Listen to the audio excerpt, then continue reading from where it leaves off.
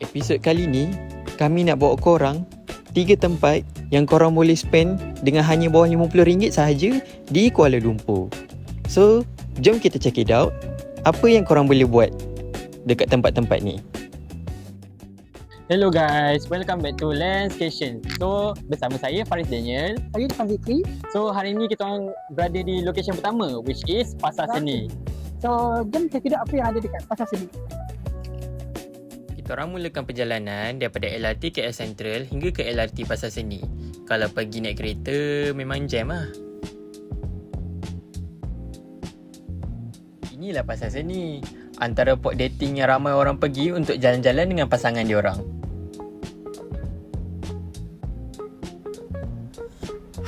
Korang tahu tak, dekat Pasar Seni ni, korang boleh beli bunga untuk bagi dekat girlfriend korang, ke kawan ataupun mak korang sebagai hadiah.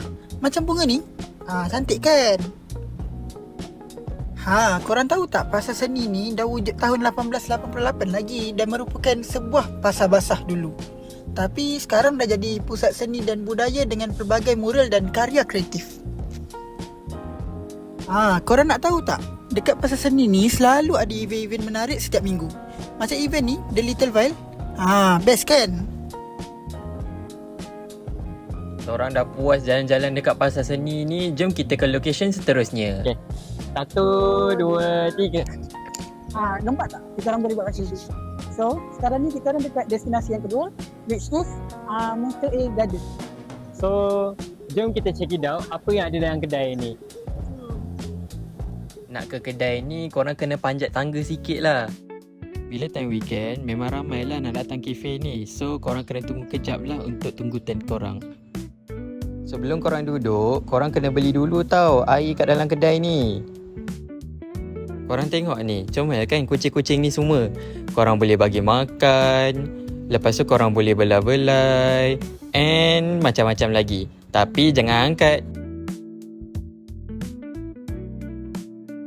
Korang jangan lupa untuk ambil gambar, buat kenang-kenangan. Lepas tu kalau dah penat main kucing, korang belilah air ni. Range harga dia daripada RM15 hingga RM20. Enjoy! So, jom kita ke lokasi seterusnya. Okay, sekarang ni kita berada di location terakhir kita, which is Balai Seni. Nak masuk Balai Seni ni free je. Korang just scan je QR yang disediakan. So, korang jangan fikir pasal harga je. Kat Balai Seni ni, korang boleh nampak banyak art yang cantik-cantik. Memang power lah pelukis-pelukis semua ni. Macam-macam jenis art yang korang boleh explore kat dalam ni. Memang gempak lah. Korang jangan lupa explore kat atas juga. Kat atas pun ada lagi tau. Art-art dalam galeri ni bukan setakat cantik sahaja. Diorang pun ada makna diorang tersendiri tau. Korang kena check it out lah apa maksud diorang. Selain daripada art-art tadi, banyak lagi art lain yang menarik korang boleh jumpa dalam galeri ni. Macam art ni. Fun fact, art ni dibuat menggunakan beg air dialisis CAPD. Karya ini bukan sekadar seni, tapi nak beri semangat dan mesej bahawa setiap benda yang kita lalui dalam hidup boleh diubah menjadi sesuatu yang bermakna. And yang penting jangan lupa untuk ambil gambar dalam ni. Memang stylo.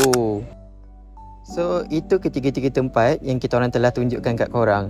Korang jangan lupa tau untuk cuba semua tempat ni. Memang menarik lah. And semua memori yang kita orang buat ni memang happy gila weh.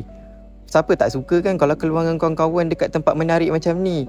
Apa lagi, ajaklah kawan-kawan korang. And jangan lupa, tempat-tempat ni semua korang boleh spend bawah RM50 sahaja. So lepas ni korang tak payah fikirlah RM50 ni cukup tak korang nak spend time dekat KL. Itu sahaja daripada kami. Jangan lupa untuk check it out video-video Landscation yang lain. See you again in the next video from the Landscation.